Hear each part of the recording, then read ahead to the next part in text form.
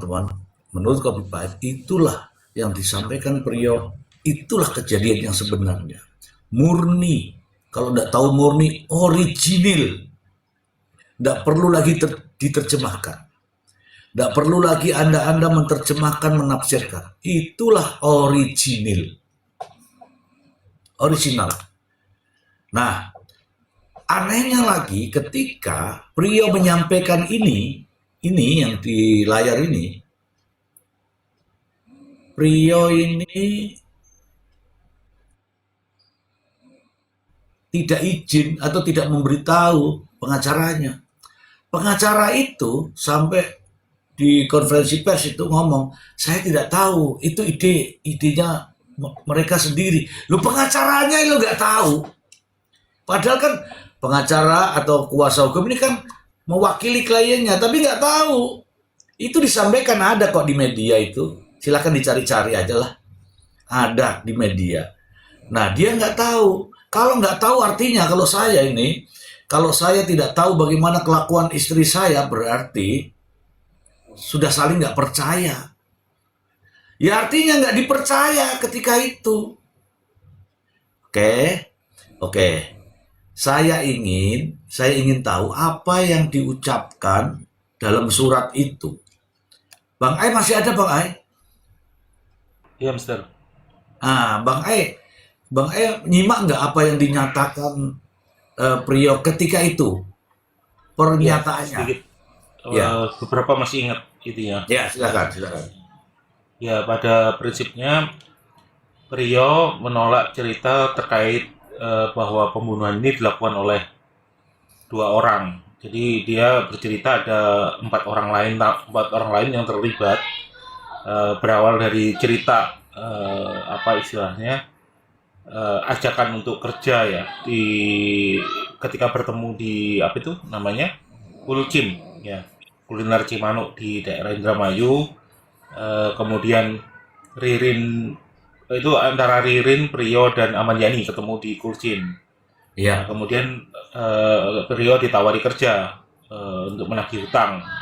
Dan Priyo bilang, iya apa? Oh, ditanya juga, apakah sudah pernah punya pengalaman? Kata Priyo, sudah. Saya dulu pernah kerja di bank apa BPR apa gitu kan.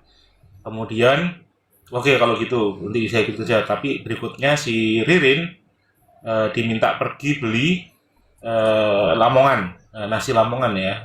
Biasanya lamongan itu kalau nggak pecel lele, pecel ayam tuh misalnya.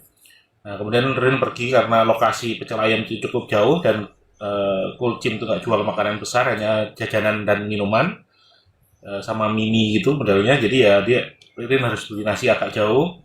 Kemudian agak lama itu karena agak lama beli ayam apa ayamnya apa sih lamongan nasi lamongan itu, sehingga ada pembicaraan terkait dengan rencana pembunuhan itu di Kulcim.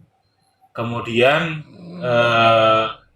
sebenarnya bukan rencana pembunuhan ya, tapi penyiapan palu lebih tepatnya. Ditanya apa punya palu dan sebagainya. Akhirnya pas selesai dari pertemuan itu, Ririn nggak tahu apa-apa, pulang masing-masing dan kemudian Priyo berkomunikasi. Oh ya, saya lupa. Di pertemuan itu juga Priyo mendapatkan handphone Oppo warna merah kalau nggak salah itu ceritanya. Nah, kemudian pulang, si Priyo berkomunikasi langsung dengan Aman Yani ya. Di sana ada perintah misalkan terkait dengan palunya dipotong dan sebagainya ya, karena palu dipotong karena tidak masuk ke tas, sehingga minta tolong dipotong itu. Nah, kemudian di hari H diminta datang ke tempatnya Budi. Tapi sesaat sebelum datang ke tempat Budi, ternyata Ririn bertemu dengan Budi dan diundang datang ke rumahnya Budi karena ada Aman Yani mau nagih hutang. Nah, pas datang ke sana itu akhirnya si Ririn ternyata diajak pergi sama Joko ke asrama Penganjang. Sebenarnya Joko mau asrama Penganjang, kemudian Ahmad Yani minta si Joko ngajak si Ririn ya, atas perintah Ahmad Yani. Akhirnya Ririn pergi. Nah, disitulah akhirnya terjadi prosesi itu, Mister, pembantian terhadap satu keluarga yang Ririn sebagaimana cerita Priyo dan pengakuan Ririn konsisten keduanya tidak tahu. Ririn tidak tahu terkait perihal pembunuhan yang terjadi di rumah itu. Sehingga pas ketika Ririn balik semua sudah bersih. Kemudian terjadilah drama. Ririn diminta nginep di rumah di rumah TKP 1 oleh Joko, dan paginya diajak pergi ke Banten, diminta bawa mobil Corolla itu. Sesampainya di daerah mana itu, kemudian mogok ya karena radiatornya bocor. Kemudian pas nyari-nyari bengkel, Prionya nyari bengkel yang bisa benerin. Oh ya, sebelumnya Jokonya juga udah turun dan kemudian pergi, bilangnya mau melanjutkan perjalanan tanpa mereka, dan mereka disuruh benerin mobil dulu. Nah, pas ketika dapat bengkel yang bisa benerin yang mau datang, ternyata minta waktu 3 hari. Makanya mereka check in hotel itu dekat daerah situ, dekat lokasi mobil rusak itu. Akhirnya mereka check in di Hotel Adis itu. Ternyata kemudian esoknya mobil udah selesai, mereka malah balik ya ke dekat rumah ke pabrik sana, menaruh mobil, dan akhirnya melanjutkan perjalanan ke Semarang karena diajak Prio ke Semarang, dan akhirnya tembus sampai ke Surabaya, dan sampai di situ dulu. Iya. Oke, sampai di situ dulu. Biar aku potong-potong sedikit, karena kalau nggak dipotong-potong nanti dikira kita ngarang nanti. Padahal ini kan cerita Prio. Ini cerita Prio ya, cerita Prio saat ada di sidang. Oke, Bang Ai. Ya, ini cerita Prio. Itu loh di kertasnya itu yang dibacakan itu loh ya. Bukan asumsi kita ya. Itu Prio itu ngomong apa di situ. Nah, itulah yang ingin kita ulas. Oke. Karena itu omongannya Prio, yang kata copy paste tadi masih original. Itu disampaikan saat tanggal 26 Februari. Oke. Saya tanya nih sama Bang Ai, apakah pada saat Prio menyampaikan ini di belakang saya ini, Tony RN sudah menjadi pengacaranya? Belum, Mister. Jadi itu pengacaranya belum. LBH setempat, Mister. Belum ada Bang Tony itu. Oke, jadi teman-teman, cerita yang disampaikan oleh Prio ketika membacakan eksepsinya, membacakan perlawanannya itu ada telepon teman-teman. Perlawanannya itu belum didampingi sama Tony RN. Dan anehnya apa yang disampaikan itu ya tidak diketahui oleh pengacaranya. Artinya ucapan ini tidak ada pengaruh oleh siapapun. Tidak ada pengaruhnya Tony karena Tony belum gabung kan. Oke. Saya lagi live, nggak bisa terima telepon. Tony belum gabung. Kalau Tony belum gabung artinya tidak ada sedikit pun kontribusinya Tony. Jangan dibawa-bawa Tony di saat ini ya, memberikan perlawanan. Oke, clear ya. Ini semua murni di sini. Kata copy paste adalah original. Oke. Sampai di sini sampai pernyataan ini tadi dari Bang Ai, biar nggak kemana-mana teman-teman. Saya ingin tanggapan dari Jelita. Jel, silakan Jel. Biar kamu nggak tapping saya, Jel.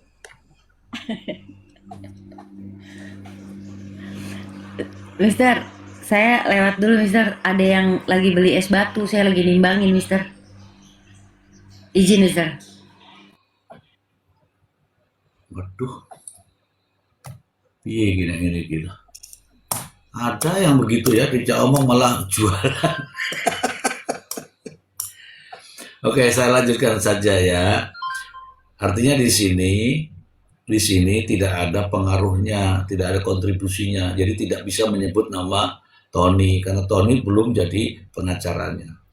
Tetapi anehnya, begitu kita padukan bagaimana Ririn Priyo bercerita dan Tony merekam, kok bisa sama persis dengan yang diucapkan di sini? Kok bisa sama persis? Artinya Tony itu baru tahu setelah Tony wawancara, bukan pada sebelum eksepsi. Bagaimana menurut Abah? Ya nggak, Bah? Iyalah, itu yang sentimen pribadi. Jadi nggak melihatnya secara runut gitu. Jadi asal berbunyi aja. Kapan dia masuk jadi PH-nya, pada saat apa dia belum menjadi PH-nya. Jadi dia pukul rata aja. Jadi kelihatan sentimen pribadi kalau menurut Abah. Oke, Abah. Nah, enak nih kalau sama Abah nih, langsung tas nyambung. Abah, kalaulah dakwaan sudah dibacakan seperti dakwaannya jaksa, kemudian dilawan dengan pernyataan perlawanan ini, kira-kira ini Abah, kan sudah berjalan nih, sudah lewat. Ketemu nggak dakwaannya? Kalau perbuatannya itu seperti yang disampaikan, dakwaannya seperti yang disampaikan oleh jaksa, kira-kira ketemu nggak? Bisa dibuktikan nggak, Bah? Jauh lah. Jauh ya, Bah ya? Jauh banget. Ya. Ya, jadi hukum itu kan bukan alat pemuas ya. Tapi kenapa ada di persidangan? Silahkan dibuktikan dengan alat bukti, barang bukti, dengan keterangan saksi, tapi bukan yang mengadi-ngadi gitu. Nah, jadi ya hasilnya ya seperti ini. Perkara apa, JPU selalu menang apa ya, itu mah nggak usah kita tanggepin lah yang begitu-begitu. Iya. Iya. JPU sempurna pembuktiannya. Ini ada yang typing nih. Saya bacakan aja nggak apa-apa. Hasil akhir mau apapun argumen para pembela, para pendukungnya, Ririn fakta vonisnya mati. Iya, memang faktanya begitu. Faktanya mati. Apakah itu vonisnya mati itu sesuai fakta? Nah, itu yang saya balik. Seharusnya kamu tadi naik, jangan tapping-tapping. Sekarang akhirnya hilang kamu. Ya. Oke. Jadi, Bah, bener, Bah. Jadi pada saat itu Tony belum ada. Tetapi pernyataan itu sudah ada. Karena pernyataan itu sudah ada, maka tadi Copypite mengatakan itu murni, itu original, tanpa dipengaruhi oleh siapapun. Termasuk pengacaranya. Apalagi Tony pada saat itu belum ada. Artinya dari dia sendiri. Oke, sepakat begitu, Alif? Sepakat, Mister, sangat sepakat. Saya sepakat. Jadi artinya eksepsi Priyo itu 2 bulan sebelum Bung jadi kuasa hukumnya, sebelum Bung Tony investigasi atas keterangan-keterangan yang diberikan oleh Priyo gitu kan. Jadi dalam hal ini sama sekali tidak ada intervensi dan campur tangan dari Bung Tony terkait dengan nama-nama lain. Seperti itu, Mr. J. Oke, artinya nama-nama lain itu murni ya dari Priyo ya. Oh iya, jelas, sangat jelas, Mister. Bahkan mungkin Ya. pada saat pertama kali penangkapan kan mereka sudah menjelaskan. Cuman yang dikatakan setelah dia menjelaskan nama-nama tersebut, nah mendapatkan intimidasi dari oknum kepolisian gitu. Seperti itu, Mister. Oke, oke. Oke ya teman-teman ya, tadi juga sudah disampaikan sama Copypite ya. Artinya nih saya ulangi lagi, artinya ada yang salah. Makanya dia ingin